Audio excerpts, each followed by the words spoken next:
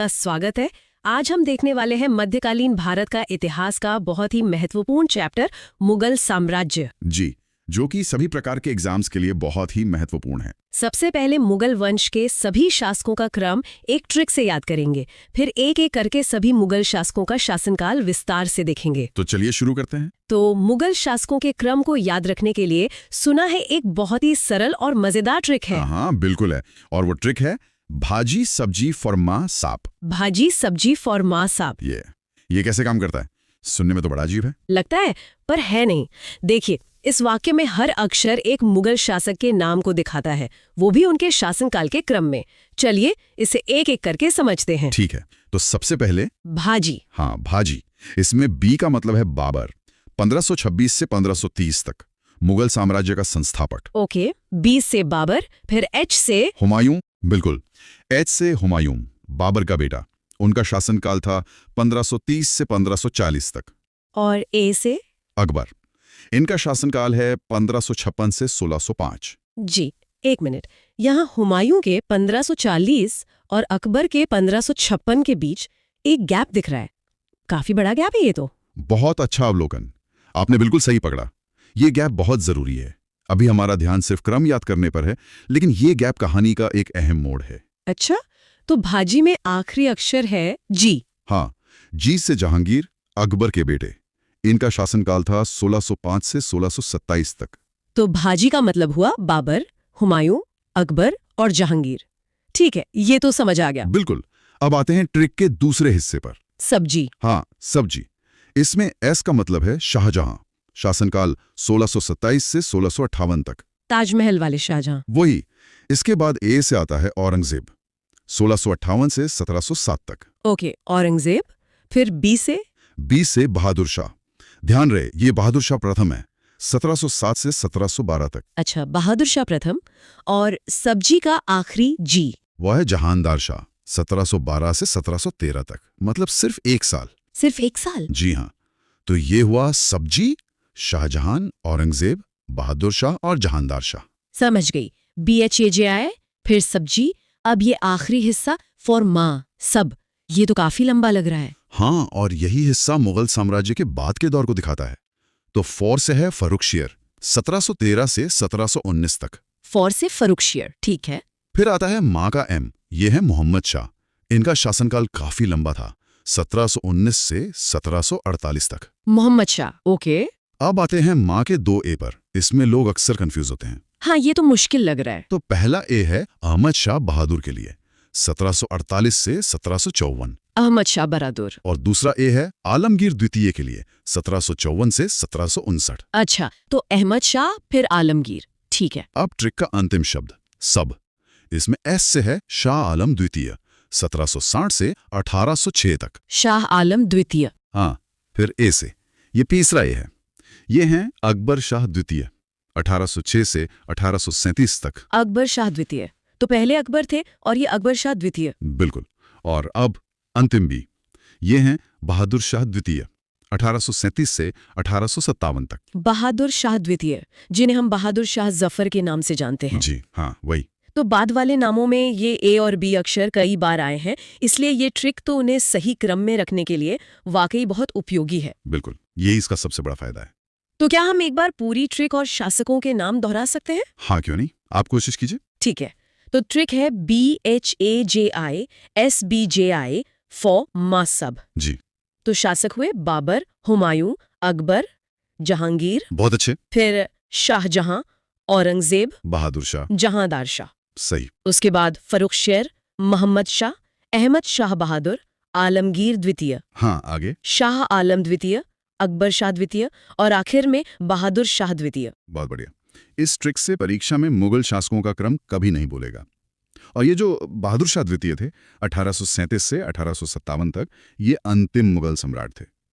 1857 के विद्रोह के बाद अंग्रेजों ने इन्हें रंगून भेज दिया था और वहीं मुगल साम्राज्य का अंत हो गया। तो मुगल साम्राज्य, जब भी हम ये नाम सुनते हैं तो ताजमहल, लाल किला, ये सब दिमाग में आता है। लेकिन इसकी शुरुआत कहाँ से हुई? बिल्कुल, और इसकी शुरुआत होती है एक नाम से, बाबर। तो सबसे पहले ये मुगल शब्द ही कहाँ से आया? क्या ये हमेशा से यही था? नहीं, ये एक बहुत अच्छा सवाल है। मुगल शब्द असल में मंगोल से आया है। ये मंगोल और तुर्क इन दो वंशों का एक तरह से मिश्रण था। और भारत में इस साम्राज्य की नींव, जैसा आपने कहा, बाबर ने ही रखी थी। और बाबर का जो वंश था वो अपने आप में बहुत दिलचस्प है। मतलब वो कोई साधारण वंश नहीं था। बिल्कुल नहीं। बाबर में दो महान और कह सकते हैं कि दो बहुत ही खूंखार वंशों का खून था। पिता की तरफ से वो तैमूर का 5वां वंशज था। तैमूर, जिसने दिल्ली में भयानक तबाही मचाई थी। हाँ, वही तैमूर। और माँ की तरफ से वो चंगेज खां का 14वां वंशज था। तो आप सोच सकते हैं कि उसकी रगों में कैसी विरासत दौड़ रही थी। सही बात है। और उसका जन्म कब और कहाँ हुआ था? उसका जन्म 14 फरवरी 1483 को फरगना में हुआ था। ये आज के उज़्बेकिस्तान में पड़ता है। वैसे उसका असली नाम ज़हीरुद्दीन मोहम्मद था। अच्छा, तो ये बाबर नाम कैसे पड़ा? बाबर तुर्की भाषा का शब्द है जिसका मतलब होता है बाघ। शायद उसकी हिम्मत और लड़ने की क्षमता को देखकर ये नाम उससे मिला। और उसके माता पिता? उसके पिता उमर शेख मिर्जा थे, जो फरगना के शासक थे, और माँ का नाम कुतलुग निगार खां था। तो एक शासक के घर में जन्म हुआ। लेकिन मैंने सुना है कि उसकी शुरुआत बहुत मुश्किलों भरी थी। बहुत ज्यादा। उसके पिता की मृत्यु हो गई जब वो सिर्फ 11 साल का था, और 1494 में इतनी छोटी सी उम्र में उसे फरगाना की गद्दी पर बैठना पड़ा। 11 साल की उम्र में? आज तो बच्चे स्कूल में होते हैं इस उम्र में। बिल्कुल। और गद्दी मिलते ही उसके लिए मुश्किलें शुरू हो गईं। उसके अपने ही रिश्तेदारों ने उसे धोखा दिया। तो क्या उसने अपनी शक्ति तुरंत स्थापित कर ली? नहीं, बिल्कुल नहीं। उसे सालों तक संघर्ष करना पड़ा।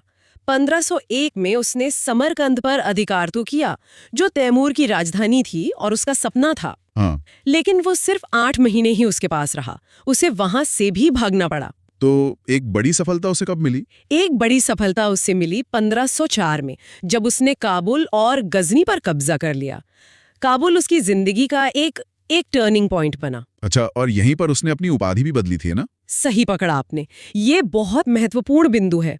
1507 तक वो अपने पुरखों की मिर्जा की उपाधि इस्तेमाल करता था, लेकिन काबुल जीतने के बाद उसने बादशाह की उपाधि धारण की। तो ये एक तरह से उसकी बढ़ती हुई महत्वाकांक्षा का प्रतीक था। वो अब किसी के अधीन नहीं रहना चाहता था। बिल्कुल, ये एक ऐलान था कि वो अब एक स्वतंत्र और संप्रभु शासक है। और काबुल में अपनी जगह मजबूत करने के बाद ही उसका ध्यान भारत की तरफ गया। हाँ, अब बात करते हैं भारत पर उसके आक्रमणों की। बाबर ने भारत पर कुल 5 बार आक्रमण किया। 5 बार? जी। पहला जो महत्वपूर्ण अभियान था वो 1519 में यूसुफजाई जाति के खिलाफ था। इसमें उसने बांजौर और भेरा पर कब्जा किया, और यहीं पर उसने पहली बार कुछ ऐसा इस्तेमाल किया जिसने लड़ाई का तरीका बदल दिया। आप तोपों की बात कर रही हैं? हाँ, तोपे और बारूद। उसने बहुत ही प्रभावी ढंग से इनका इस्तेमाल किया। पर एक सवाल है, क्या भारत में बारूद पहले से नहीं था? मतलब क्या ये बिल्कुल ही नई चीज थी? सवाल बहुत अच्छा है। देखिए, बारूद की जानकारी तो थी, खासकर दक्षिण भारत में, लेकिन उत्तर भारत में एक बड़ी लड़ाई में सुनियोजित तरीके से इसका इस्तेमाल बाबर के आने के साथ ही शुरू हुआ। अच्छा, तो वो इसे एक पूरी रणनीति के हिस्से के तौर पर लाया। बिल्कुल। इसके बाद उसने 1520-21 में सियालकोट और सैयदपुर को भी जीत लिया। और फिर उसे भारत से ही बुलावा आया, है ना? हाँ, ये सबसे दिलचस्प बात है। 1524 में पंजाब के गवर्नर दौलत खां लोधी, जो दिल्ली के सुल्तान इब्राहिम लोधी से खुश नहीं थे, और कुछ इतिहासकारों के मुताबिक शायद राणा सांगा ने भी उससे भारत पर आक्रमण करने का न्योता भेजा। उन्होंने सोचा होगा कि ये भी तैमूर की तरह आएगा, लूटपाट करेगा और वापस चला जाएगा। शायद यही उनकी सबसे बड़ी भूल थी। और इसी के बाद होती है वो लड़ाई जिसने इतिहास बदल दिया, पानीपत का प्रथम युद्ध, 21 अप्रैल 1526। एक निर्णायक मोड़। पानीपत के मैदान में बाबर का सामना हुआ दिल्ली के सुल्तान इब्राहिम लोधी से। अब यहाँ पर एक तरफ लोधी की बहुत बड़ी सेना थी, शायद 1 लाख सैनिक, और बाबर के पास बहुत कम सैनिक थे, शायद 15 से 20 हजार। तो फिर ये जीत कैसे हुई? क्या मुख्य कारण थे? 2 मुख्य कारण थे। पहला था तुलगमा युद्ध पद्धति। तुलगमा, ये क्या थी? ये उसने उज़्बेकों से सीखी थी। इसमें सेना को अलग अलग टुकड़ियों में बांट दिया जाता है, लेफ्ट, राइट और सेंटर, और फिर साइड वाली टुकड़ियां घूमकर दुश्मन को पीछे से घेर लेती हैं। अच्छा, मतलब दुश्मन को चारों तरफ से घेर कर हमला करना। बिल्कुल। और दूसरा और सबसे बड़ा कारण था उसका तोपखाना। उसने तोपों को सजाने के लिए उस्मानी विधि का इस्तेमाल किया, जिसे रूमी विधि भी कहते हैं। ये क्या था? इसमें 2 बैलगाड़ियों के बीच तोपें रखकर उन्हें चमड़े की रस्सियों से बांध दिया जाता था। इससे तोपचियों को एक सुरक्षा कवच मिल जाता था। और उसके तोपखाने का नेतृत्व कौन कर रहा था? उसके 2 प्रमुख तोपची थे, उस्ताद अली और मुस्तफा खां। तो इन दोनों चीजों ने मिलकर लोधी की विशाल सेना को हरा दिया। कुछ ही घंटों में खेल खत्म हो गया। इब्राहिम लोदी युद्ध में मारा गया और इसी के साथ भारत में मुगल शासन की नींव पड़ गई। इस जीत की खुशी का भी एक किस्सा है ना, कलंदर वाला। हाँ, इस जीत के बाद बाबर इतना खुश हुआ कि उसने काबुल के हर निवासी को एक एक चांदी का सिक्का भिजवाया। उसकी इसी उदारता की वजह से लोगों ने उसे कलंदर की उपाधि दी। लेकिन दिल्ली जीतना एक बात थी, पर भारत पर राज करना वो अभी बाकी था। हाँ, असली चुनौती तो अब आने वाली थी। और वो चुनौती थी राणा सांगा के रूप में। बिल्कुल।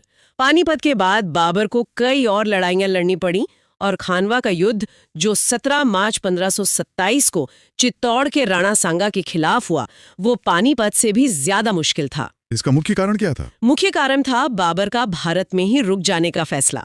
राणा सांगा और बाकी राजपूत शासकों को लगा था कि वो लूटकर चला जाएगा, पर जब बाबर ने यहीं रहने का मन बना लिया तो टकराव जरूरी हो गया। सुना है इस युद्ध से पहले बाबर की सेना बहुत डरी हुई थी। बहुत ज्यादा। राजपूतों की बहादुरी के किस्से सुनकर उनके हौसले पस्त थे। तो बाबर ने अपनी सेना का मनोबल कैसे बढ़ाया? यहाँ बाबर ने एक बहुत चालाक चाल चली। उसने इस युद्ध को जिहाद यानी धर्म युद्ध का नारा दिया। उसने सैनिकों के सामने एक बहुत भावुक भाषण दिया, शराब के बर्तन तुड़वा दिए और कभी शराब न पीने की कसम खाई। और उसने एक टैक्स भी खत्म किया था, है ना? हाँ, उसने मुसलमानों पर लगने वाला तमगा कर भी खत्म कर दिया। ये एक तरह का व्यापारिक टैक्स था। इससे सैनिकों को लगा कि वे सिर्फ एक लड़ाई नहीं बल्कि अपने धर्म और अपनी आर्थिक भलाई के लिए लड़ रहे हैं। तो इस सब का क्या नतीजा निकला? नतीजा ये हुआ कि बाबर की सेना पूरे जोश से लड़ी और राणा सांगा की हार हुई। और इस जीत के बाद बाबर ने गाजी की उपाधि धारण की। गाजी यानी काफिरों का हत्यारा। जी। इसके बाद उसने 2 और बड़ी लड़ाइयां लड़ी। 1528 में चंदेरी के युद्ध में मेदिनी राय को हराया और फिर 1529 में घाघरा के युद्ध में महमूद लोधी के नेतृत्व वाली बिहार और बंगाल की संयुक्त अफगान सेना को भी हरा दिया। तो अब एक तरह से उत्तर भारत में उसे चुनौती देने वाला कोई नहीं बचा था। कोई नहीं। लेकिन इतनी लड़ाइयों और भागदौड़ का असर उसकी सेहत पर भी पड़ा। बिल्कुल। 26 दिसंबर 1530 को आगरा में सिर्फ 47 साल की उम्र में बाबर की मृत्यु हो गई। उसे पहले आगरा की आराम बाग में दफनाया गया था। लेकिन उसका मकबरा तो काबुल में है। हाँ, क्योंकि उसकी आखिरी इच्छा यही थी कि उसे काबुल में दफनाया जाए। तो बाद में उसके शव को काबुल ले जाकर दफनाया गया। तो एक शासक के तौर पर, एक विजेता के तौर पर, तो उसकी विरासत क्या थी? देखिए, बाबर सिर्फ एक विजेता नहीं था, वो एक बहुत बड़ा विद्वान भी था। हाँ, उसकी आत्मकथा तुजू के बाबरी, बिल्कुल, जिसे बाबरनामा भी कहते हैं, ये उसने अपनी मातृभाषा तुर्की में लिखी थी। ये दुनिया की बेहतरीन आत्मकथाओं में से एक मानी जाती है। और इसी किताब में उसने उस समय के भारत के सबसे शक्तिशाली शासक का भी जिक्र किया है। हाँ, ये बहुत दिलचस्प है। उसने विजयनगर के शासक कृष्णदेव राय को उस समय के भारत का सबसे शक्तिशाली शासक बताया है। इसके अलावा उसे बाग बगीचों का भी बहुत शौक था। जी, उसे मुबैयन नाम की एक पद्य शैली का जन्मदाता भी माना जाता है। लेकिन उसकी विरासत का एक और पहलू है जो काफी विवादित रहा है। आप बाबरी मस्जिद की बात कर रहे हैं? हाँ, उसके सेनापति मीर बाकी ने अयोध्या में बाबरी मस्जिद का निर्माण करवाया। जी, ये भी उसकी विरासत का एक हिस्सा है। तो चलिए अब हुमायूं का शासनकाल देखते हैं। हुमायूं का जन्म 1508 में काबुल में हुआ था और वो बाबर के सबसे बड़े बेटे थे। मुझे हमेशा से ये बात बहुत दिलचस्प लगती है कि उनके नाम हुमायूं का मतलब है भाग्यवान। हाँ, पर जब हम उनके जीवन को देखते हैं तो ऐसा लगता है कि भाग्य ने उनका साथ कम ही दिया। बिल्कुल, ये एक बहुत बड़ी विडंबना है। वो 1530 में आगरा में गद्दी पर बैठे। शासक बनने से पहले वो बदख्शा के सूबेदार थे, यानी उस प्रांत के गवर्नर। लेकिन गद्दी पर बैठते ही उन्होंने एक ऐसा फैसला लिया जिसने शायद उनके पूरे भविष्य की दिशा ही तय कर दी। आप साम्राज्य के बंटवारे की बात कर रही हैं? हाँ, वो अकेले ऐसे मुगल बादशाह थे जिन्होंने अपने पिता की इच्छा के मुताबिक साम्राज्य को अपने भाइयों में बांट दिया। हाँ, कामरान को काबुल और कंधार, अस्करी को संभल और हिंदाल को अलवर दिया गया। उस दौर में जहां भाई ही भाई का सबसे बड़ा दुश्मन होता था, ये तो बहुत बड़ी उदारता लगती है। उदारता तो थी, पर क्या वो एक राजनीतिक भूल थी? शायद सबसे बड़ी भूल। ऐसा लगता है कि उनके पूरे शासनकाल की ट्रेजेडी की नींव पहले दिन ही रख दी गई थी। बिल्कुल, ये एक बुनियादी भूल थी। साम्राज्य को बांटने का मतलब था सत्ता के कई केंद्र बना देना। उनके भाई कभी भी उनके वफादार सहयोगी नहीं बन पाए, बल्कि हमेशा एक संभावित खतरे के तौर पर मौजूद रहे। अच्छा? जब भी हुमायूं को उनकी सबसे ज्यादा जरूरत पड़ी, उन्होंने या तो मदद करने से इनकार कर दिया या फिर मतलब खुद ही विद्रोह कर दिया। तो इस एक फैसले ने हुमायूं की ताकत को शुरू से कमजोर कर दिया। हाँ, और ये कमजोरी शायद उनके दुश्मनों ने भी भांप ली होगी। क्योंकि गद्दी पर बैठने के ठीक 1 साल बाद 1531 में उन्होंने कालिंजर के किले पर आक्रमण किया। वो किला उस समय बहुत मजबूत माना जाता था, लेकिन उन्हें वो अभियान बीच में ही छोड़ना पड़ा। हाँ, और इसकी वजह थे अफगान। महमूद लोधी। जी, इब्राहिम लोदी के रिश्तेदार महमूद लोदी के नेतृत्व में अफगान फिर से सिर उठा रहे थे और उन्होंने बिहार से जौनपुर की तरफ बढ़ना शुरू कर दिया था। तो हुमायूं के लिए ये एक सीधा खतरा था। बिल्कुल, उन्हें कालिंजर के शासक से कुछ हर्जाना लेकर फौरन वापस लौटना पड़ा। ये दिखाता है कि हुमायूं शुरू से ही 2 मोर्चों पर लड़ रहे थे। एक तरफ पुराने दुश्मन और दूसरी तरफ नए दावेदार। सही। तो उन्होंने लौटकर पहले अफगानों से निपटाना जरूरी समझा। 1532 में दोहरिया की लड़ाई हुई, जिसमें उन्होंने महमूद लोदी को हरा दिया। ये तो एक बड़ी जीत थी। ये एक जरूरी जीत थी, लेकिन उसी साल हुमायूं ने एक और घेराबंदी की, जिसने उनके भविष्य के सबसे बड़े दुश्मन को और मजबूत कर दिया। शेर खां। हाँ, शेर खां। उन्होंने उसके चुनार के किले को घेरा। ये किला सामरिक रूप से बहुत महत्वपूर्ण था, है ना? बहुत ज्यादा। ये गंगा के रास्ते पूरब से दिल्ली आने वाले व्यापार और सेना के रास्ते पर यूं समझिए कि एक मजबूत पकड़ रखता था। और ये घेराबंदी करीब 6 महीने चली। लेकिन वो किला जीत नहीं पाए। नहीं, अंत में एक समझौता हुआ जिसमें शेर खां ने हुमायूं की अधीनता मान ली, लेकिन किला अपने पास ही रखा। क्या ये हुमायूं की एक और भूल थी? उन्होंने एक उभरते हुए दुश्मन को उसकी सबसे बड़ी ताकत लौटा दी। बिल्कुल, हुमायूं ने शायद शेर खां को कम आंका। उन्हें लगा कि वो बस एक छोटा मोटा सरदार है जो अधीनता स्वीकार करके शांत हो जाएगा। लेकिन शेर खां बहुत दूर की सोच रहा था। हाँ, उसने समय हासिल करने के लिए अधीनता का नाटक किया और हुमायूं पश्चिम की तरफ मुड़ गए। और यहीं से कहानी का रुख बदलता है। जी, जब हुमायूं पूरब में उलझे थे, तब पश्चिम में एक और बड़ी चुनौती सिर उठा रही थी, गुजरात। गुजरात के शासक बहादुर शाह की। और यहीं पर वो मशहूर कहानी आती है जब चित्तौड़ की राजमाता कर्णवती ने बहादुर शाह के आक्रमण के समय हुमायूं को राखी भेजकर मदद मांगी थी। हाँ, ये उस दौर के बदलते राजनीतिक समीकरणों को दिखाती है। मतलब ये सिर्फ एक राखी की बात नहीं थी। नहीं, बहादुर शाह की बढ़ती ताकत राजपूतों और मुगलों दोनों के लिए खतरा थी। राखी भेजना एक प्रतीकात्मक इशारा था, एक गठबंधन का न्योता। और हुमायूं के लिए एक अच्छा मौका भी था। बिल्कुल, बहादुर शाह को रोकने का और राजपूतों के बीच अपनी छवि मजबूत करने का। उन्होंने मदद की और 1535 में मंदसौर के पास बहादुर शाह को बुरी तरह हराया। ये एक शानदार जीत थी। बहादुर शाह तो भागता रहा और हुमायूं पीछा करते रहे। हाँ, उन्होंने मालवा और गुजरात 2 बड़े और अमीर प्रांतों पर कब्जा कर लिया। ऐसा लगा कि हुमायूं ने अपनी स्थिति बहुत मजबूत कर ली है। उन्होंने अपने भाई अस्करी को वहां का सूबेदार भी बना दिया। लेकिन यही हुमायूं की एक और कमजोरी सामने आती है।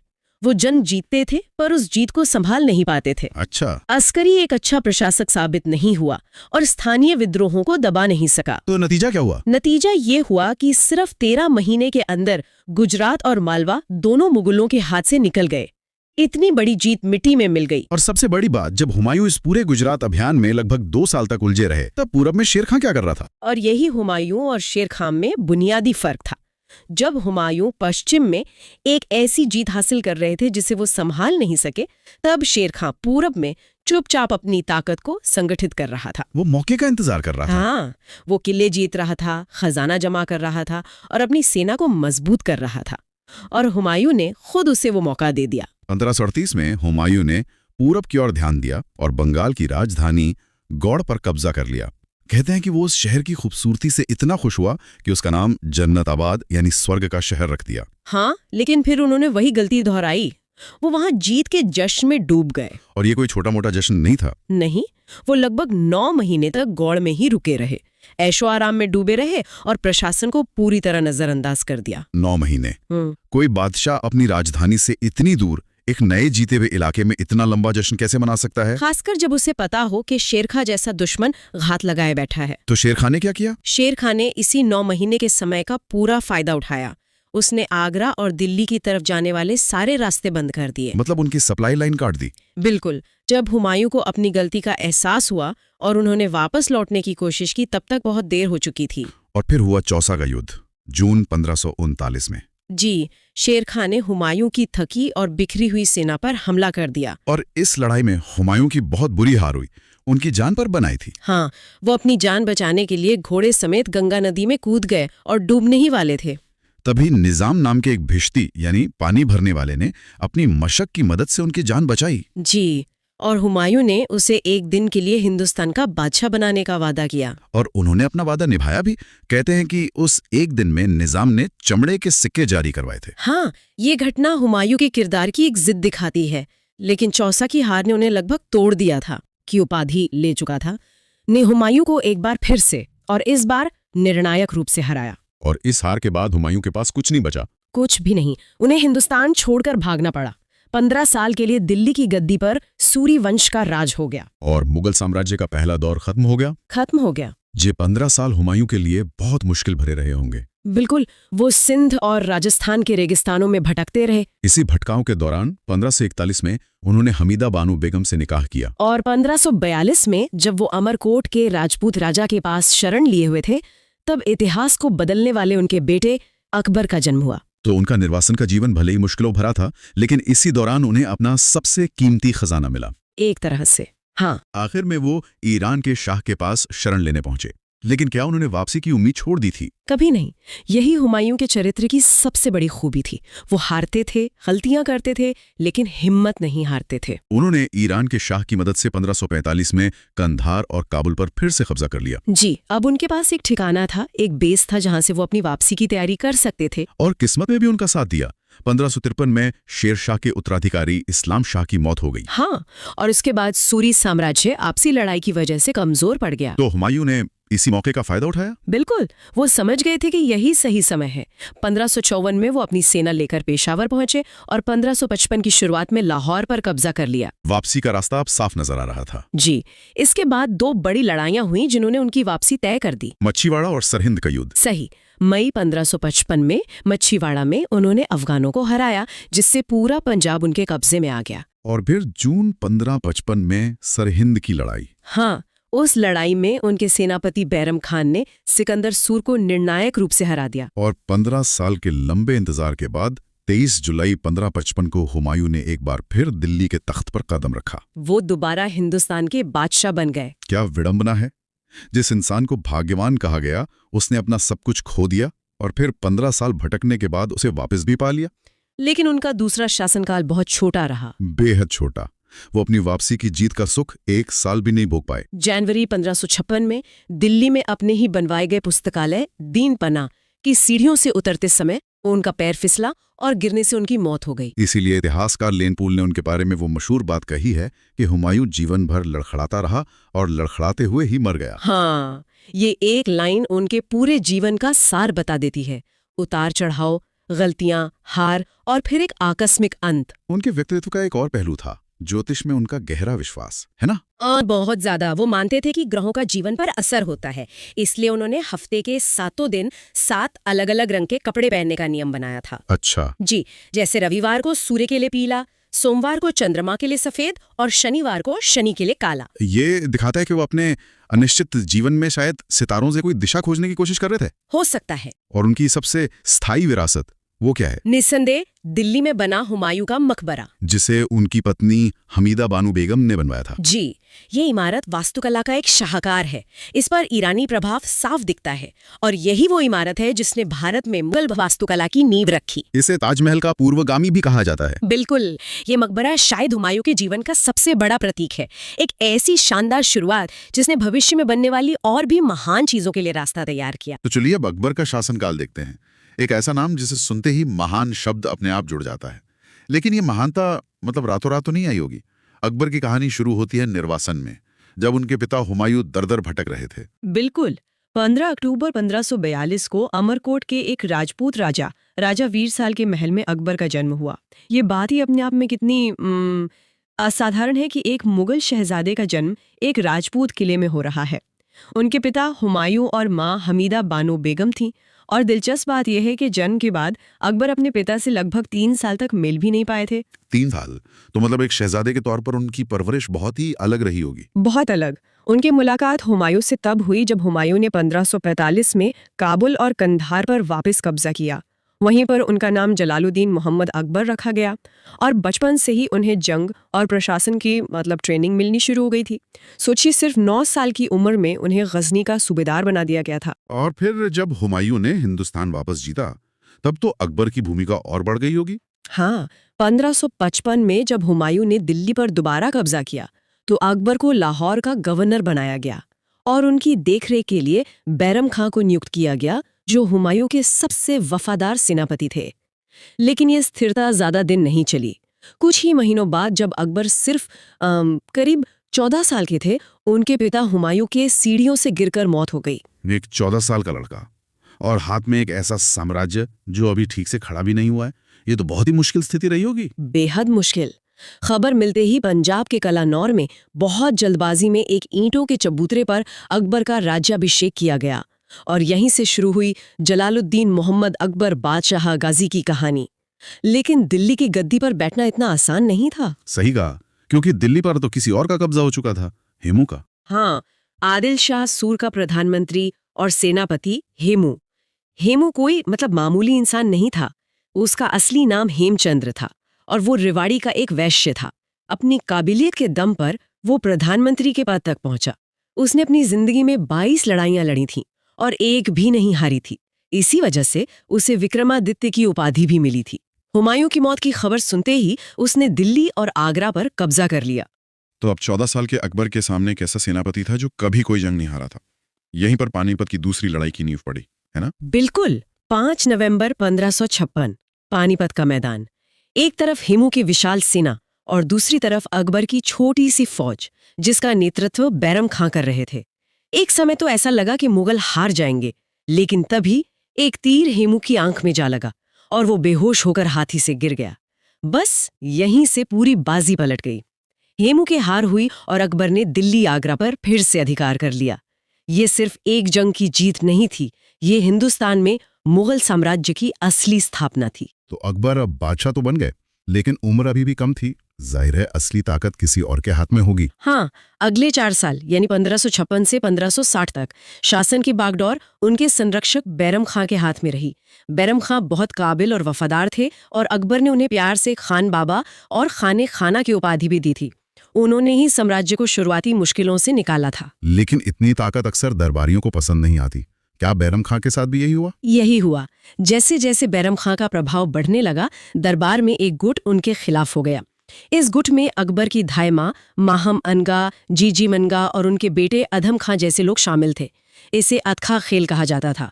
उन्होंने धीरे धीरे अकबर के कान भरने शुरू कर दिए। उधर अकबर भी अब बड़े हो रहे थे, करीब 18 साल के हो चुके थे और खुद फैसले लेना चाहते थे। तो मतलब एक तरफ अकबर की अपनी महत्वाकांक्षा और दूसरी तरफ दरबार की साजिशें। बैरम खां के लिए ये एक मुश्किल जाल बन गया होगा। बहुत मुश्किल। इन सबसे तंग आकर बैरम खां ने विद्रोह कर दिया, लेकिन पंजाब के तिलवाड़ा में वो हार गए। उन्हें बंदी बनाकर अकबर के सामने पेश किया गया। अकबर ने अपने पुराने संरक्षक का बहुत सम्मान किया। उन्होंने 3 विकल्प दिए, या तो मेरे निजी सलाहकार बन जाओ, या कालपी और चंदेरी की सूबेदारी ले लो, या फिर मक्का चले जाओ। और बैरम खां ने मक्का जाना चुना, लेकिन उनकी कहानी का अंत बड़ा दुखद हुआ। हाँ, रास्ते में गुजरात के पाटन में मुबारक खान नाम के एक अफगान ने उनकी हत्या कर दी। बाद में अकबर ने उनकी विधवा पत्नी सलीमा बेगम से शादी कर ली और उनके छोटे बेटे अब्दुर रहीम को गोद ले लिया। यही अब्दुर रहीम आगे चलकर अकबर के नवरत्नों में से एक बने और उन्हें भी खाने खाना की उपाधि मिली। तो बैरम खान के जाने के बाद सत्ता में एक तरह का खालीपन आ गया, एक पावर वैक्यूम। अकबर अभी भी युवा थे, इस पावर वैक्यूम को किसने भरा? पर्दे के पीछे से माहम अनगा ले रही थीं। ये अकबर के लिए एक और सीखने का दौर था कि सत्ता पर पूरी तरह से काबू कैसे पाया जाए। और जब उन्होंने ये काबू हासिल कर लिया, तब उनका ध्यान गया साम्राज्य को असली में बड़ा बनाने पर। यहीं से उनके सैन्य अभियानों का लंबा दौर शुरू होता है। हाँ, 1562 के बाद अकबर पूरी तरह से आजाद थे और उन्होंने साम्राज्य विस्तार पर ध्यान लगाया, जो अगले कई दशकों तक चला। उनकी राजपूत नीति मुगल इतिहास में बहुत अहम मानी जाती है। इसकी शुरुआत आमेर से हुई है ना? बेटी हरखाबाई, जिन्हें जोधाबाई के नाम से भी जाना जाता है, का विवाह अकबर से किया। लेकिन इसे सिर्फ एक शादी के तौर पे देखना गलती होगी। ये एक पॉलिटिकल अलायंस की नींव थी। अकबर समझ गए थे कि हिंदुस्तान पर राज करना है तो यहाँ के सबसे शक्तिशाली योद्धाओं यानी राजपूतों को साथ लेना ही होगा। ये एक बहुत बड़ी रणनीतिक सोच थी। ये एक मास्टर स्ट्रोक था।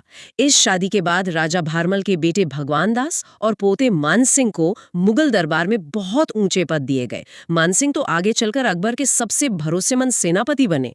अकबर ने राजपूतों को सिर्फ हराया नहीं, उन्हें साम्राज्य का हिस्सेदार बनाया। लेकिन क्या सभी राजपूत राज्यों ने इसे इतनी आसानी से स्वीकार कर लिया? मेवाड़ ने तो आखिर तक विरोध किया। यही तो इस कहानी का दूसरा पहलू है। जहां आमेर, बीकानेर, जैसलमेर जैसे राज्यों ने गठबंधन का रास्ता चुना और मुगल दरबार में बड़े बड़े पद हासिल किए, वहीं मेवाड़ ने अपनी स्वतंत्रता को ज्यादा महत्व दिया। 1567-68 में अकबर ने खुद चित्तौड़ के किले पर हमला किया। राणा उदय सिंह ने तो किला छोड़ दिया, लेकिन उनके सेनापतियों जयमल और फतेह सिंह ने बड़ी बहादुरी से लड़ाई लड़ी। मैंने सुना है कि अकबर उनकी बहादुरी से बहुत प्रभावित हुए थे। इतने ज्यादा कि उन्होंने इन दोनों राजपूत योद्धाओं की हाथी पर बैठी हुई मूर्तियां आगरा के किले के मुख्य द्वार पर लगवाईं। ये दिखाता है कि वो दुश्मन की वीरता का भी सम्मान करते थे। खैर, चित्तौड़ पर कब्जा हो गया, लेकिन मेवाड़ का संघर्ष खत्म नहीं हुआ। आगे चलकर राणा उदय सिंह के बेटे महाराणा प्रताप ने ये लड़ाई जारी रखी। और फिर हुआ 1576 में हल्दी घाटी का प्रसिद्ध युद्ध। हाँ, एक तरफ महाराणा प्रताप थे और दूसरी तरफ अकबर की सेना का नेतृत्व राजा मानसिंह कर रहे थे। इस युद्ध में महाराणा प्रताप की हार हुई, लेकिन वो बच निकले और उन्होंने अपनी पूरी जिंदगी मुगलों की अधीनता स्वीकार नहीं की। राजपूत नीति के अलावा एक और जीत बहुत अहम मानी जाती है, गुजरात की जीत। कहा जाता है कि ये दुनिया का सबसे तेज अभियान था। इतिहासकार विंसेंट स्मिथ ने ऐसा कहा है। गुजरात उस समय व्यापार का एक बहुत बड़ा केंद्र था। वहां के बंदरगाहों से बहुत आमदनी होती थी। 1572-73 में अकबर ने बहुत तेजी से गुजरात पर कब्जा कर लिया। इसी जीत की याद में उन्होंने अपनी नई राजधानी फतेहपुर सीकरी में बुलंद दरवाजा बनवाया और यहीं पहली बार अकबर ने समुद्र देखा और पुर्तगालियों से उनकी मुलाकात हुई। इसके बाद तो जीत का सिलसिला चल पड़ा। बंगाल, बिहार, काबुल, कश्मीर, सिंध, एक एक करके सब मुगल साम्राज्य का हिस्सा बन गए। हाँ, उत्तर भारत पर पूरी तरह कब्जा करने के बाद अकबर ने दक्षिण की तरफ देखा। वो पहला मुगल शासक था जिसने दक्षिण भारत का अभियान किया।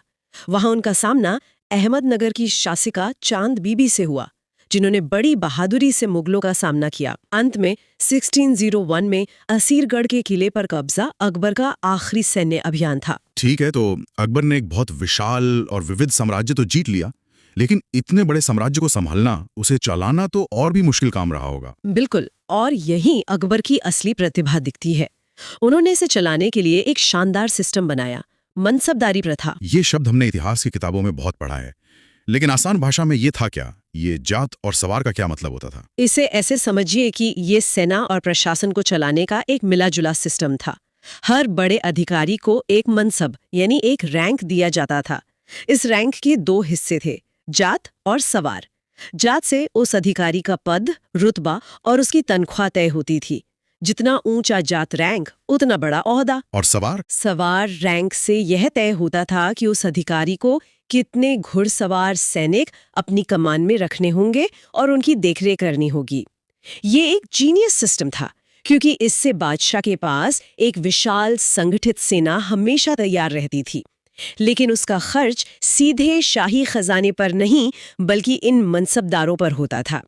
बदले में मनसबदारों को या तो नगद तनख्वाह मिलती थी या फिर जागीर यानी जमीन दे दी जाती थी।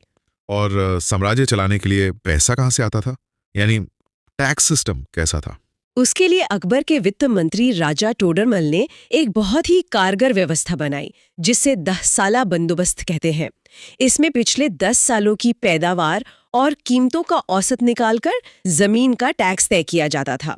इससे किसानों को भी पता होता था कि उन्हें कितना टैक्स देना है और सरकार को भी अपनी आमदनी का अंदाजा रहता था। ये एक बहुत स्थिर और सफल व्यवस्था थी। चलिए अब उस विषय पर आते हैं जो अकबर को बाकी शासकों से सबसे अलग करता है, उनकी धार्मिक नीति। सुलह कुल की बहुत बात होती है। क्या ये सिर्फ उनकी व्यक्तिगत सोच थी या इसके पीछे कोई बड़ी पॉलिटिकल स्ट्रैटेजी भी थी? ये दोनों का एक बेहतरीन मिश्रण था। समझिए, वो एक ऐसे साम्राज्य पर राज कर रहे थे जहां बहुसंख्यक आबादी हिंदू थे। सिर्फ सैन्य ताकत से इतने बड़े और विविध साम्राज्य को चलाना नामुमकिन था।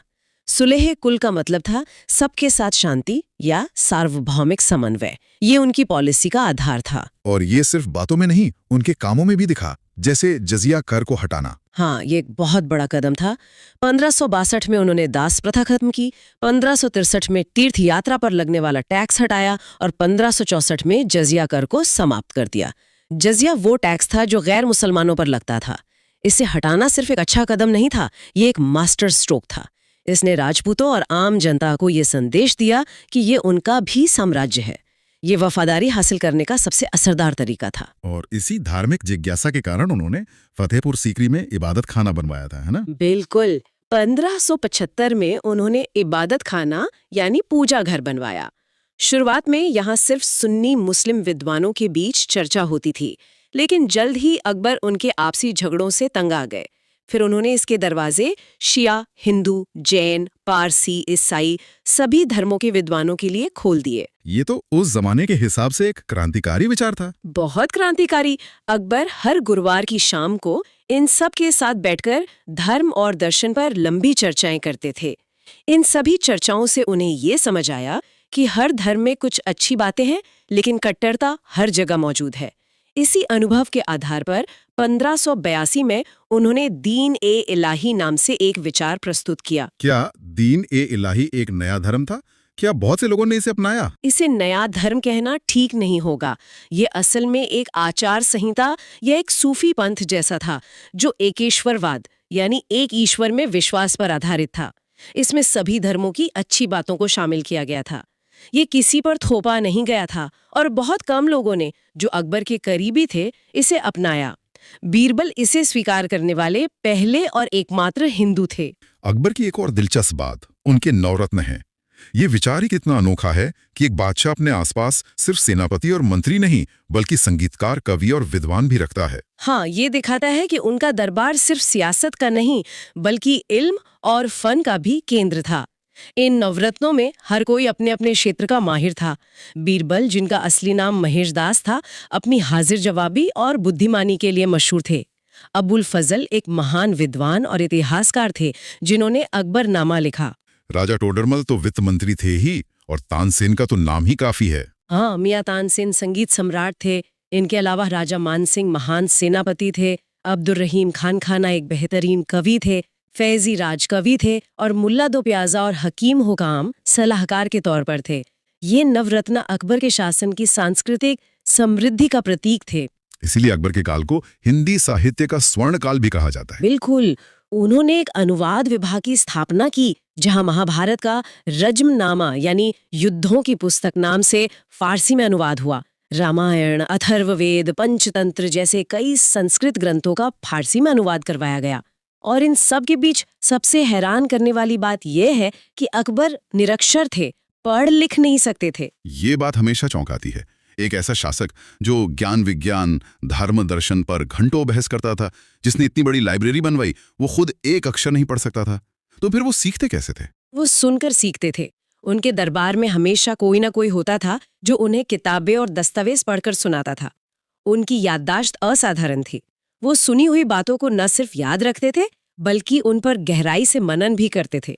यह दिखाता है कि ज्ञान के लिए सिर्फ साक्षरता ही जरूरी नहीं, जिज्ञासा और विवेक सबसे बड़ी चीज है। वास्तुकला में भी इनका योगदान बहुत बड़ा है।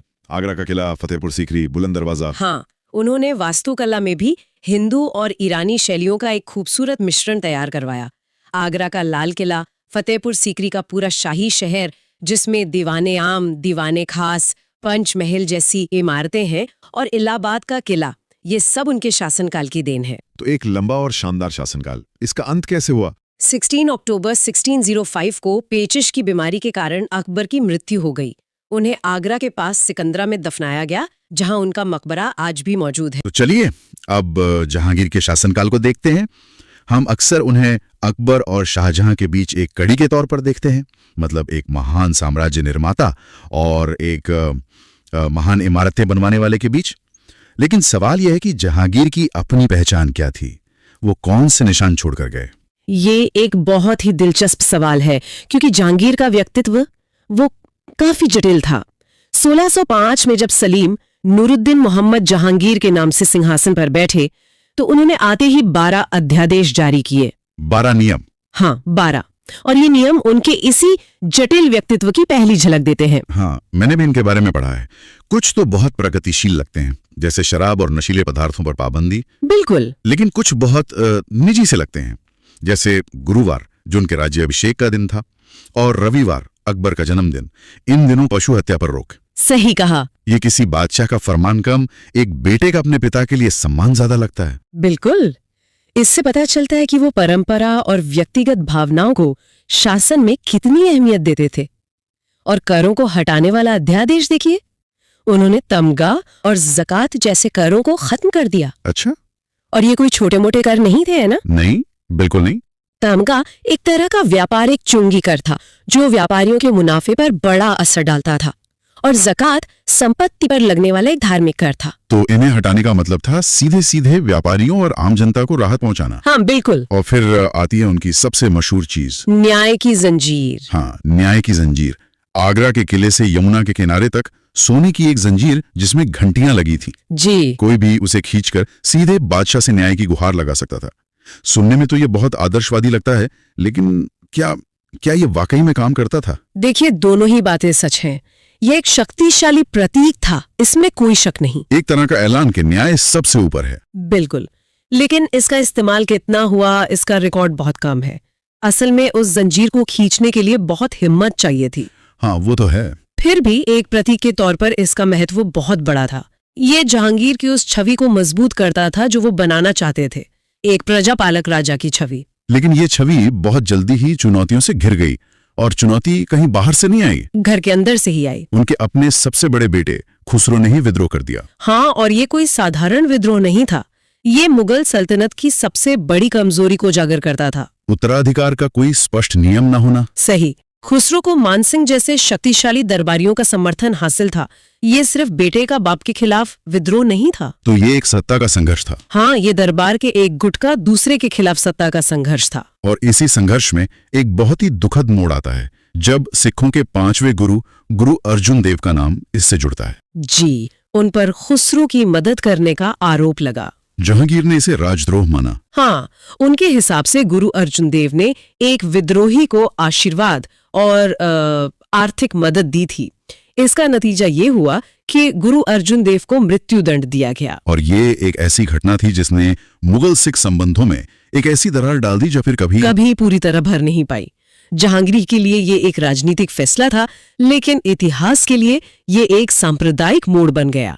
तो एक तरफ जहांगीर अपने बेटे के विद्रोह से जूझ रहे थे, वहीं दूसरी तरफ उनके दरबार में एक नई शक्ति का उदय हो रहा था। नूरजहां। हाँ, नूरजहां। मेहरुन्निसा, जो बाद में नूरजहां बनी, महज जहांगीर की बेगम नहीं थी। वो एक असाधारण महिला थीं। उनके पिता गयास बेग, जिन्हें एतमादुद्दौला की उपाधि मिली, और माँ असमत बेगम, जिन्हें गुलाब से इत्र निकालने का श्रेय दिया जाता है। बिल्कुल, बहुत ही काबिल लोग थे। मेहरुन्निसा की जहांगीर से शादी 1611 में हुई, और इसके बाद उनका कद तेजी से बढ़ा। इतना बढ़ा कि उन्हें पहले नूर महल यानी महल की रोशनी, और फिर नूरजहां संसार की रोशनी की उपाधि दी गई। जी। लेकिन ये सिर्फ उपाधियों तक सीमित नहीं था। उनका असल प्रभाव तो प्रशासन पर था। उनका प्रभाव अभूतपूर्व था। वो जहांगीर के साथ झरोखा दर्शन देती थी, जो कि आप समझिए संप्रभुता का प्रतीक था।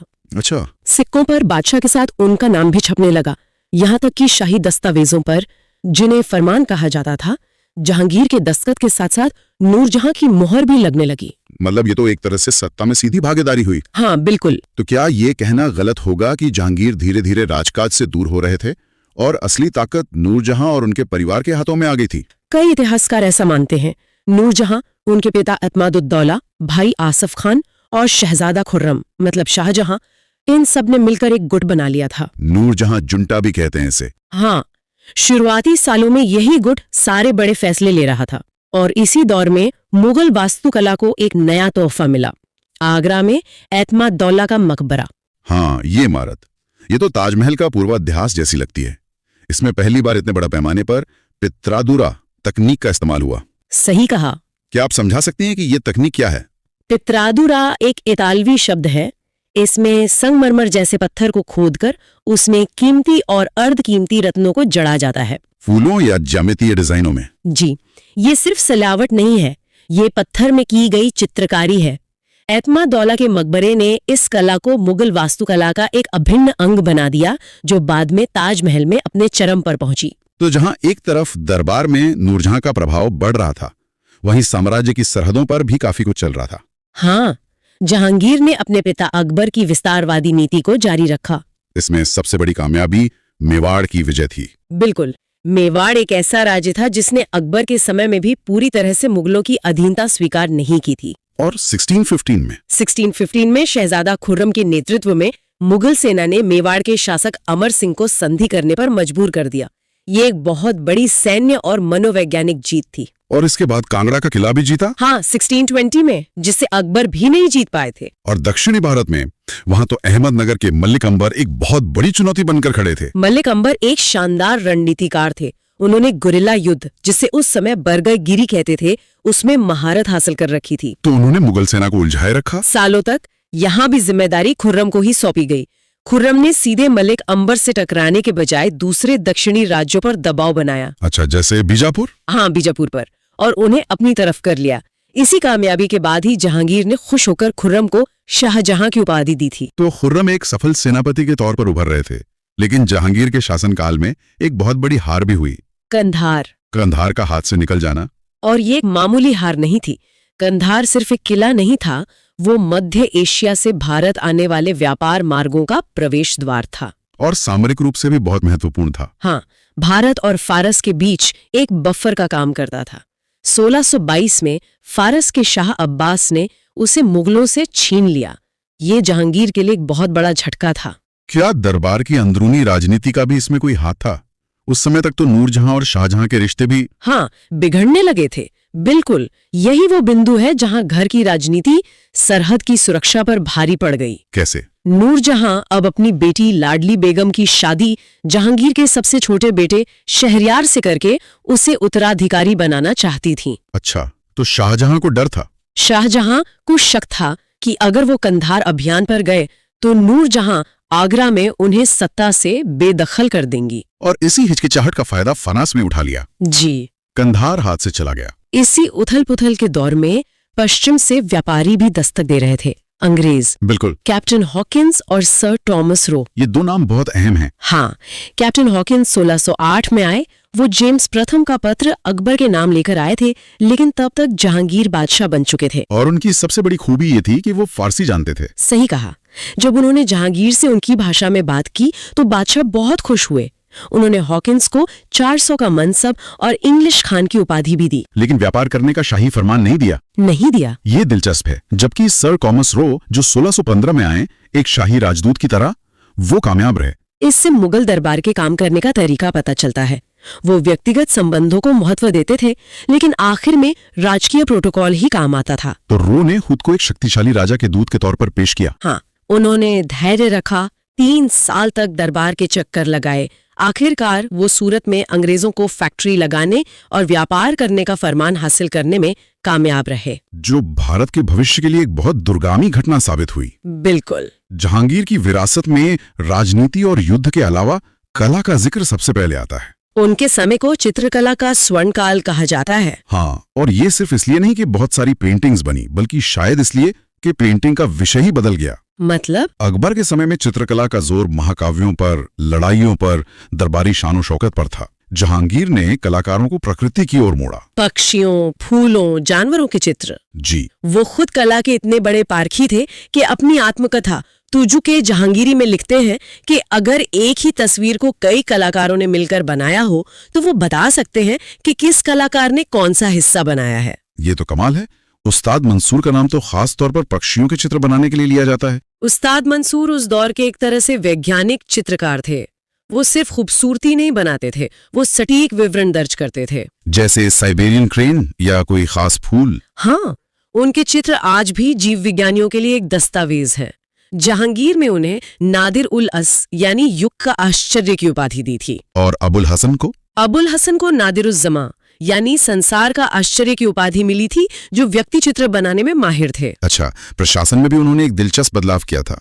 2 अस्पा एवं सिंह अस्पा प्रणाली।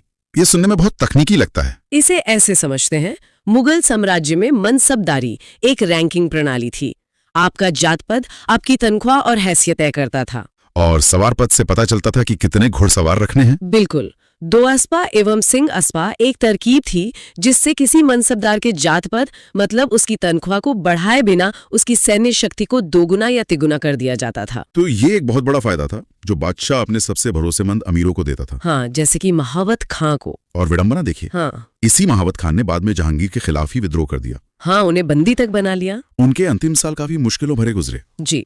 1626 में जब शाही काफिला काबुल जा रहा था तो झेलम नदी के किनारे महावत खान ने जहांगीर को बंदी बना लिया। ये दरबार में नूरजहां के बढ़ते प्रभाव के खिलाफ एक प्रतिक्रिया थी। लेकिन नूरजहां ने उन्हें छुड़ा लिया था। हाँ, नूरजहां ने अपनी सूझबूझ से जहांगीर को छुड़ा लिया, लेकिन इस घटना ने बादशाह के स्वास्थ्य पर बहुत बुरा असर डाला और 1627 में उनकी मृत्यु हो गई। उन्हें लाहौर के पास शाहदरा में रावी नदी के किनारे दफनाया गया। जहांगीर एक विरोधाभासों से भरे बादशाह थे।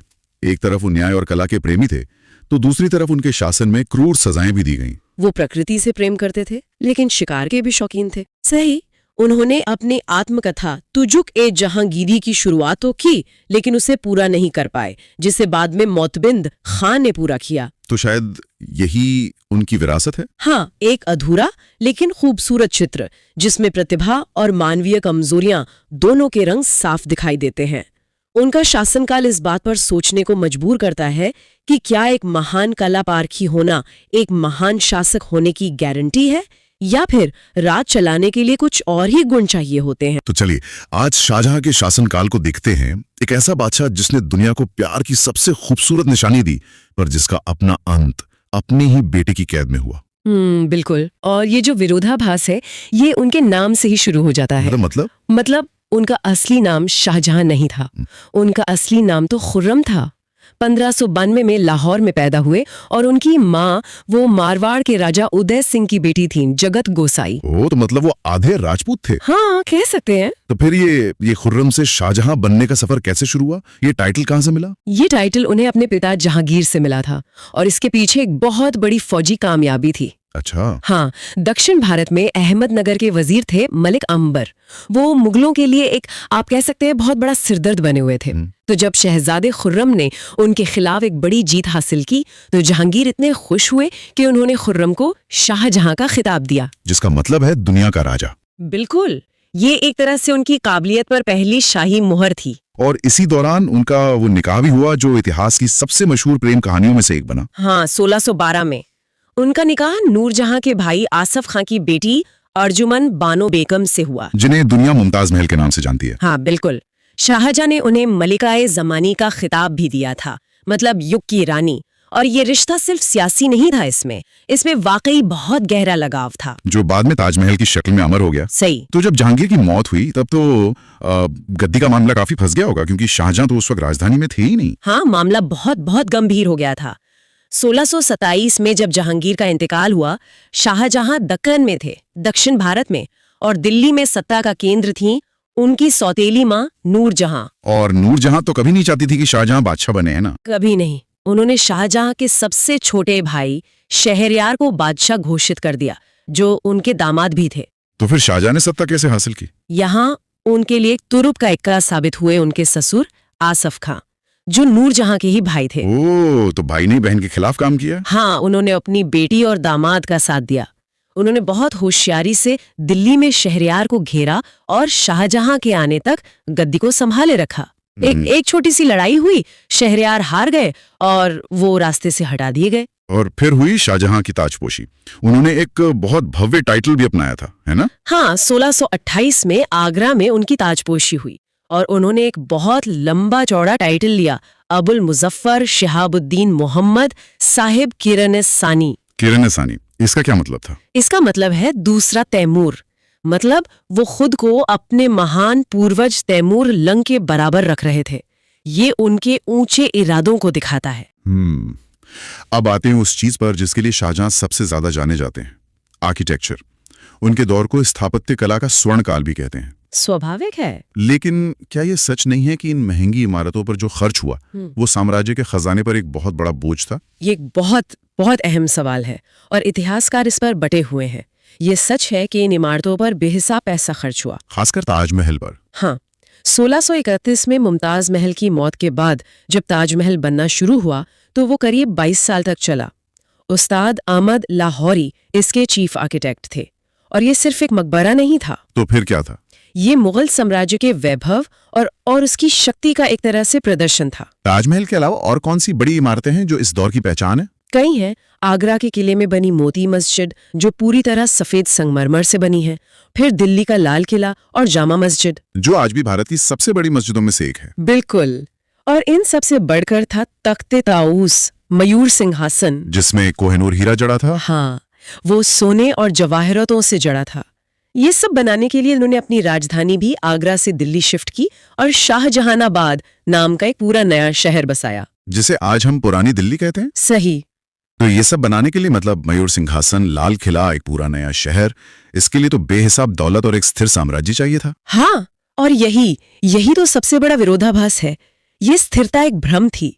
पर्दे के पीछे साम्राज्य के कोनों में लगातार चिंगारियां सुलग रही थीं। मतलब एक तरफ ये शानदार निर्माण चल रहा था और दूसरी तरफ साम्राज्य में बगावतें हो रही थीं। बिल्कुल। ये मुगल सिस्टम की खूबी और खामी दोनों थीं। केंद्र बहुत मजबूत था, लेकिन दूर दराज के इलाकों पर पकड़ ढीली थी। कोई मिसाल? जैसे बुंदेलखंड के जुझार सिंह 1628 में, मतलब शाहजहां के गद्दी पर बैठते ही ये विद्रोह शुरू हो गया था और ये लगभग 7 साल तक चला। 7 साल? हाँ, इसे दबाने के लिए आखिर में शहजादे औरंगजेब को भेजना पड़ा। तो ये कोई अकेली घटना नहीं थी? नहीं, बिल्कुल नहीं। इसी तरह की समस्याएं उन्हें खान जहां लोदी जैसे अफगान सरदारों से भी हुई। बंगाल में जो पुर्तगाली व्यापार कर रहे थे उनसे भी संघर्ष हुआ। 1632 में तो उन्होंने हुगली में पुर्तगालियों के ठिकाने पर हमला करके कब्जा ही कर लिया था। सिखों के छठे गुरु हरगोविंद के साथ भी उनके रिश्ते खराब हुए और लड़ाई तक की नौबत आ गई।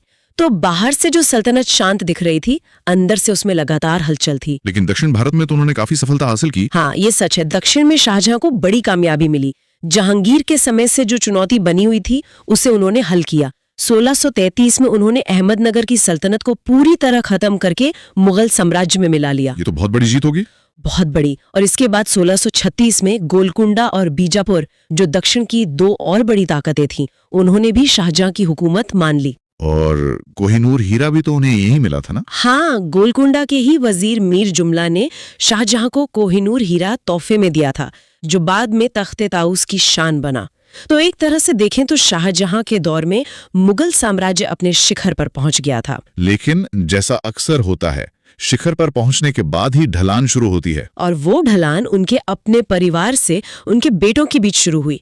मुगल इतिहास का सबसे विनाशकारी उत्तराधिकार का युद्ध। और सबसे दुखद बात यह थी कि ये युद्ध शाहजहां के जीते जी ही शुरू हो गया। हाँ, उनके 4 बेटे थे और चारों ही काबिल और महत्वाकांक्षी थे। दारा शिको, शाह शुजा, औरंगजेब और मुराद बख्श। और चारों अलग अलग सूबों के गवर्नर थे। मतलब सबके पास अपनी फौज, अपने संसाधन थे। बिल्कुल। तो ये सिर्फ गद्दी की लड़ाई नहीं थी, ये किरदारों और विचारधाराओं की भी लड़ाई थी। हाँ, एक तरफ दारा जो एक विद्वान है, उदार है, और दूसरी तरफ औरंगजेब जो एक शातिर और अनुभवी जनरल है। आपने बिल्कुल सही पकड़ा। ये सिर्फ भाइयों की लड़ाई नहीं थी, ये मुगल साम्राज्य की आत्मा के लिए 2 अलग अलग नजरियों की लड़ाई थी। सबसे बड़े थे दारा शिको। वो सिर्फ राजकुमार नहीं, एक स्कॉलर थे। उन्होंने उपनिषदों का फारसी में अनुवाद करवाया था, सिरे अकबर नाम से। हाँ, 52 उपनिषदों का। और ये सिर्फ एक एकेडमिक काम नहीं था, ये एक राजनीतिक बयान था। ये दिखाता है कि अगर दारा बादशाह बनते तो वो शायद अकबर की तरह ही एक मिलीजुली उदार संस्कृति को आगे बढ़ाते। इतिहासकार लेन पूल ने तो उन्हें लघु अकबर यानी मिनिएचर अकबर भी कहा है। और औरंगजेब? वो इसका ठीक उल्टा थे। औरंगजेब कट्टर सुन्नी मुसलमान और एक बेहद काबिल मिलिट्री कमांडर थे। वो दक्कन के गवर्नर रहते हुए लड़ाइयों का लंबा अनुभव हासिल कर चुके थे। और बाकी 2 भाई? बंगाल में शाह शुजा थे और गुजरात में मुरादा बख्श। और तो और उनकी बेटियों ने भी इस लड़ाई में अपने अपने भाइयों का साथ दिया। जहां आरा ने दारा का, रोशन आरा ने औरंगजेब का। तो पूरा परिवार 2 हिस्सों में बंट चुका था। तो इस लड़ाई की शुरुआत कैसे हुई? 1657 में शाहजहां बहुत बीमार पड़े और अफवाह फैल गई कि उनकी मौत हो गई है। बस फिर क्या था? चारों भाइयों ने अपनी अपनी सेनाएं तैयार कर ली। लड़ाइयों का एक सिलसिला शुरू हो गया। पहले शाही फौज ने बंगाल से आ रहे शाह सुजा को बहादुरगढ़ की लड़ाई में हराया। लेकिन असली टक्कर दारा और औरंगजेब के बीच होनी थी। धर्मट और सामूगढ़ की लड़ाइयां ये निर्णायक मानी जाती हैं। सामूगढ़ में ऐसा क्या हुआ कि दारा, जिसके पास पूरी शाही फौज थी, वो हार गया? सामूगढ़ एक क्लासिक उदाहरण है कि युद्ध सिर्फ संख्या से नहीं रणनीति और धोखे से भी जीते जाते हैं। पहले अप्रैल 1658 में धर्मट में औरंगजेब और मुराद की मिलीजुली फौजों ने दारा की सेना को हराया। फिर जून 1658 में आगरा के पास सामोगढ़ में आखिरी मुकाबला हुआ और यहाँ औरंगजेब बेहतर जनरल साबित हुआ। बेहतर जनरल और ज्यादा शातिर भी।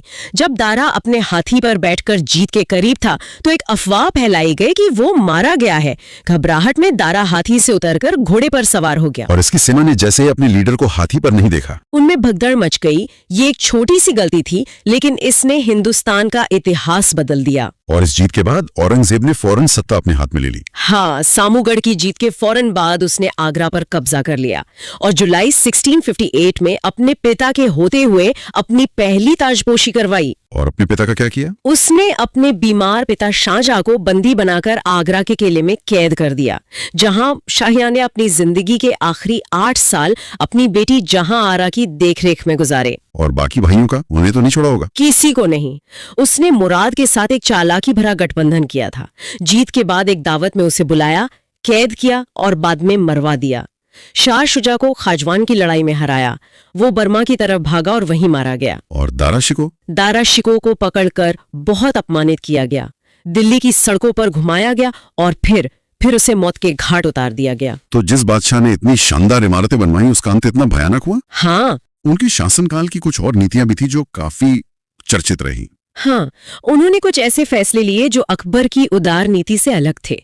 जैसे 1632 में उन्होंने साम्राज्य में नए बन रहे मंदिरों को तोड़ने का आदेश दिया। अच्छा। उन्होंने अकबर का शुरू किया हुआ इलाही कैलेंडर भी खत्म कर दिया और फिर से इस्लामी हिजरी कैलेंडर की शुरुआत की। दरबार के रीति रिवाजों में भी कुछ बदलाव किए थे, मैंने सुना है। हाँ, उन्होंने सिजदा की प्रथा खत्म कर दी, जिसमें बादशाह के सामने जमीन पर लेटकर सजदा करना पड़ता था। उसकी जगह चाहारे तस्लीम की परंपरा शुरू हुई, जो एक तरह का शाही सलाम था। तो कैद में ही उनकी मौत हुई? हाँ, आखिरकार जनवरी 1666 में आगरा के किले में कैद के दौरान ही शाहजहां का इंतकाल हो गया। उन्हें किसी शाही सम्मान के साथ नहीं, बल्कि चुपचाप ले जाकर ताजमहल में उनकी पत्नी मुमताज महल की कब्र के बगल में ही दफना दिया गया। तो शाहजहां की विरासत क्या है? एक तरफ ताजमहल जैसी मोहब्बत की निशानी और वास्तुकला का शिखर, दूसरी तरफ एक खूनी पारिवारिक संघर्ष और एक साम्राज्य जो अपनी चमक के बावजूद अंदर से खोखला हो रहा था। सोचने वाली बात यह है कि क्या बेमिसाल खूबसूरती रचने की कीमत हमेशा इतनी बड़ी होती है? तो चलिए अब औरंगजेब का शासनकाल देखते हैं। उसके शुरुआती जीवन के बारे में क्या जानकारी मिलती है? औरंगजेब का जन्म हुआ था 1618 में गुजरात के दोहद में। अच्छा, गुजरात में। हाँ, वो शाहजहां और मुमताज महल का बेटा था, लेकिन एक दिलचस्प बात यह है कि उसका बचपन काफी हद तक नूरजहां की देखरेख में बीता। और उसके विवाह के बारे में? 1637 में उसका विवाह हुआ फारस के शाही घराने की दिलरास बानो बेगम से। दिलरास बानो बेगम? जी, जिन्हें राबिया बीबी के नाम से भी जाना जाता है। और उनकी एक बेटी का नाम भी मिलता है, मेहरुन्निसा। अच्छा, और ये एक दिलचस्प बात है कि उसने 2 बार राज्याभिषेक करवाया था। हाँ, ये बिल्कुल सही है। और अपने राज्याभिषेक के समय उसने एक बहुत, कह सकते हैं, लंबी उपाधि धारण की। क्या थी वो उपाधि? अबुल मुजफ्फर मुहियुद्दीन मोहम्मद औरंगजेब बहादुर आलमगीर बादशाह गाजी। आलमगीर मतलब विश्व विजेता। बिल्कुल। उसे जिंदा पीर भी कहा जाता था। इसका क्या मतलब है? ये नाम उसे उसकी व्यक्तिगत चारित्रिक गुणों की वजह से मिला था। और वो अपनी बहन जहां आरा का भी बहुत सम्मान करता था, है ना? हाँ, बहुत ज्यादा। उसने जहांआरा को साहिबात उस जमाने की उपाधि दी थी। चलिए अब उसके राजनीतिक अभियानों पर आते हैं, खासकर दक्षिण में। उसकी रणनीति क्या थी? दक्षिण में नेतृत्व का एक पूरा क्रम था। पहले शाइस्ता खां को भेजा गया, हाँ। फिर जय सिंह, उसके बाद मुअज्जम बहादुर खां शाह आलम और अंत में औरंगजेब ने खुद ही कमान संभाली। तो बीजापुर के साथ संघर्ष कैसे शुरू हुआ? बीजापुर पर यह आरोप था कि उसने 1656 की संधि की शर्तों को पूरा नहीं किया। अच्छा, तो संधि का उल्लंघन हुआ? हाँ, इसीलिए जयसिंह के नेतृत्व में आक्रमण किया गया। वैसे जयसिंह ने ही शिवाजी के साथ 1665 में पुरंदर की मशहूर संधि भी की थी, जिसमें शिवाजी ने मुगलों की मदद करने का वादा किया था। बिल्कुल, उन्होंने मदद करने का आश्वासन दिया था। लेकिन ये अभियान सफल नहीं हुआ, है ना? नहीं, 1666 तक ये पूरी तरह असफल हो गया था। पर क्यों? जयसिंह तो बहुत काबिल सेनापति थे। इसकी एक बहुत बड़ी वजह यह थी कि बीजापुर को लगातार गोलकुंडा और मराठों से मदद मिल रही थी। अच्छा, तो वो तीनों एक साथ थे। जी, और इस नाकामी से औरंगजेब जयसिंह से बहुत नाखुश हुआ और उसे वापस बुला लिया। और फिर बाद में जब सिकंदर आदिल शाह शासक बना तो दरबार में गुटबाजी बहुत बढ़ गई। तो औरंगजेब ने इसका फायदा उठाया। हाँ, बिल्कुल। इसका फायदा उठाकर 1686 में औरंगजेब ने खुद अभियान का नेतृत्व किया और बीजापुर को मुगल साम्राज्य में मिला लिया। और गोलकुंडा का क्या हुआ? गोलकुंडा को भी औरंगजेब ने ठीक 1 साल बाद 1687 में एक सैन्य अभियान के बाद अपने साम्राज्य में शामिल कर लिया। शिवाजी की मृत्यु के बाद मराठों के साथ उसकी नीति में क्या बदलाव आया? 1680 में शिवाजी की मृत्यु के बाद औरंगजेब ने बहुत ज्यादा आक्रामक नीति अपनाई। आक्रामक किस तरह से? उसने शिवाजी के बेटे संभाजी की हत्या करवा दी ओह, और 1689 में उनके बेटे साहू को गिरफ्तार कर लिया। तो मतलब उससे लगा कि मराठा शक्ति अब खत्म हो जाएगी। उसे बिल्कुल यही लगा था, लेकिन ये उसकी बहुत बड़ी भूल साबित हुई। उसके शासनकाल में कई बड़े विद्रोह भी हुए। चलिए इस पे बात करते हैं। हाँ, कई बहुत महत्वपूर्ण विद्रोह हुए। सबसे पहले जाट विद्रोह की बात करते हैं। जाटों का विद्रोह कई चरणों में हुआ। पहला विद्रोह तिलपत के जमींदार गोकुल के नेतृत्व में हुआ। और दूसरा विद्रोह राजाराम के नेतृत्व में हुआ, और उसने कुछ ऐसा किया जो बहुत ही चौंकाने वाला था। क्या किया था उसने? उसने सिकंदरा में अकबर के मकबरे को लूट लिया। अकबर के मकबरे को? हाँ, और इतिहासकार मनुची तो यहाँ तक लिखते हैं कि राजाराम ने अकबर की हड्डियों को कब्र से निकालकर जला दिया था। ये तो सिर्फ लूट नहीं थी, ये मुगल सत्ता पर सीधा हमला था। बिल्कुल, एक प्रतीकात्मक हमला। और इसके बाद तीसरा विद्रोह राजाराम के भतीजे चूड़ामन ने किया, और फिर आगे चलकर सूरजमल के नेतृत्व में जाटों ने भरतपुर नाम से एक स्वतंत्र राज्य की स्थापना की। और बुंदेला विद्रोह 1661 में चंपतराय बुंदेला ने विद्रोह किया था। बाद में उनके बेटे छत्रसाल ने इस संघर्ष को जारी रखा और वो सफल हुए। हाँ, 1707 में औरंगजेब की मृत्यु के बाद छत्रसाल बुंदेलखंड के स्वतंत्र शासक बन गए। एक सतनामी विद्रोह का भी जिक्र आता है। हाँ, वो 1672 में हुआ था। वो एक सैनिक और एक किसान के बीच एक मामूली सी लड़ाई से शुरू हुआ था। अच्छा, बस एक मामूली झगड़ा? जी, लेकिन वो बढ़ गया, पर मुगलों ने उसे जल्दी ही दबा दिया। और सबसे बड़ा विद्रोह तो शायद राजपूतों का था। हाँ, वो मारवाड़ में शुरू हुआ 1678 में राजा जसवंत सिंह की मृत्यु के बाद। औरंगजेब ने मारवाड़ को सीधे केंद्रीय प्रशासन के अधीन कर लिया और इसी का विरोध हुआ। बिल्कुल, इसके विरोध में दुर्गादास राठौर ने जसवंत सिंह के बेटे अजीत सिंह को शासक बनाने के लिए एक लंबा विद्रोह शुरू कर दिया। और यहाँ एक बात और ध्यान देने वाली है, इसी दौरान 1689 में औरंगजेब ने हिंदुओं पर फिर से जजिया कर लगा दिया था। हाँ, और इस एक कदम ने आग में घी डालने का काम किया। सिख विद्रोह का क्या कारण था? ये विद्रोह मूलतः धार्मिक कारणों से हुआ। 1675 में गुरु तेग बहादुर को जब प्राण दंड दिया गया, उसके बाद ये भड़क उठा, और उनके बाद गुरु गोबिंद सिंह ने औरंगजेब की नीतियों का विरोध जारी रखा। तो इन सब का उसकी धार्मिक नीति और शासन पर क्या असर पड़ा? वो एक बहुत कट्टर शासक के रूप में जाना जाता है। वो एक कट्टर सुन्नी मुसलमान था, इसमें कोई शक नहीं, और उसने कुरान यानी शरीयत को अपने शासन का आधार बनाया। उसने क्या क्या बदलाव किए? कई बदलाव किए। सिक्कों पर कलमा खुदवाना बंद कर दिया, नवरोज का त्योहार, भांग की खेती, गाना बजाना भी? हाँ, दरबार में संगीत पर पाबंदी लगा दी, झरोखा दर्शन और तुलादान जैसी प्रथाओं पर भी प्रतिबंध लगा दिया। यहाँ एक विरोधाभास है, उसने दरबार में संगीत पर पाबंदी लगा दी, लेकिन कहा जाता है कि वो खुद वीणा बजाने में माहिर था। ये बिल्कुल सही है, ये उसकी शख्सियत का एक दिलचस्प पहलू है। उसकी धार्मिक नीति बहुत सख्त थी, है ना? मत ज्यादा। उसने 1665 में हिंदू मंदिरों को तोड़ने का आदेश दिया, जिनमें सोमनाथ मंदिर, बनारस का विश्वनाथ मंदिर और मथुरा का केशवराय मंदिर शामिल थे। उसका लक्ष्य क्या था इन सब के पीछे? उसका एक घोषित लक्ष्य दारुल हर्ब यानी काफिरों का देश को दारुल इस्लाम मतलब इस्लाम का देश में बदलना था। लेकिन यहाँ एक बहुत ही आश्चर्यजनक बात सामने आती है कि उसी के शासनकाल में मुगल सेना में सबसे ज्यादा हिंदू सेनापति थे। हाँ, और यही तथ्य उसके शासन की पूरी जटिलता को दर्शाता है। एक तरफ उसकी नीतियां थीं और दूसरी तरफ प्रशासनिक वास्तविकताएं। बिल्कुल। एक मिनट, ये बात तो पूरी कहानी ही बदल देती है। मतलब जिस बादशाह को हम हिंदुओं पर अत्याचार करने के लिए जानते हैं, उसी की सेना और प्रशासन सबसे ज्यादा हिंदुओं पर निर्भर था। आंकड़े यही बताते हैं। औरंगजेब के समय में मनसबदारों में हिंदुओं की संख्या लगभग 33% थी, जो अकबर से भी ज्यादा थी। तो फिर इसका क्या मतलब निकालें? क्या उसकी धार्मिक नीतियां सिर्फ दिखावा थी या साम्राज्य चलाने की मजबूरी? कह सकते हैं कि दोनों ही बातें थी। ये एक कुशल राजनेता का यथार्थवाद था। उसे दक्कन में मराठों को काबू में करने के लिए मराठा सरदारों की जरूरत थी। सही बात है। लेकिन साथ ही वो अपनी इस्लामी विचारधारा को भी सर्वोच्च बनाए रखना चाहता था। यही उसके 50 साल के शासन का सबसे जटिल सच है। वाकई। अच्छा, उसके बारे में कुछ और जानकारी? हाँ, जैसे फ्रांसीसी यात्री फ्रांसवा बर्नियर उसका चिकित्सक था। अच्छा, उसका डॉक्टर एक फ्रांसीसी था। जी, और उसके समय में मुगल साम्राज्य में सूबों की संख्या बढ़कर 20 हो गई थी, जो सबसे ज्यादा थी। और उसका अंत? औरंगजेब की मृत्यु 1707 को हुई और उसे खुल्दाबाद में दफनाया गया, जिसे अब रोजा कहा जाता है। तो आज हमने देखा मुगल साम्राज्य, उम्मीद है वीडियो आपको पसंद आया होगा। वीडियो अगर अच्छा लगा हो तो लाइक और शेयर करें। ऐसी ही और इंटरेस्टिंग वीडियोस देखने के लिए चैनल को सब्सक्राइब जरूर करें। जल्द मिलते हैं ऐसी ही एक और मास्टर वीडियो के साथ। नमस्कार।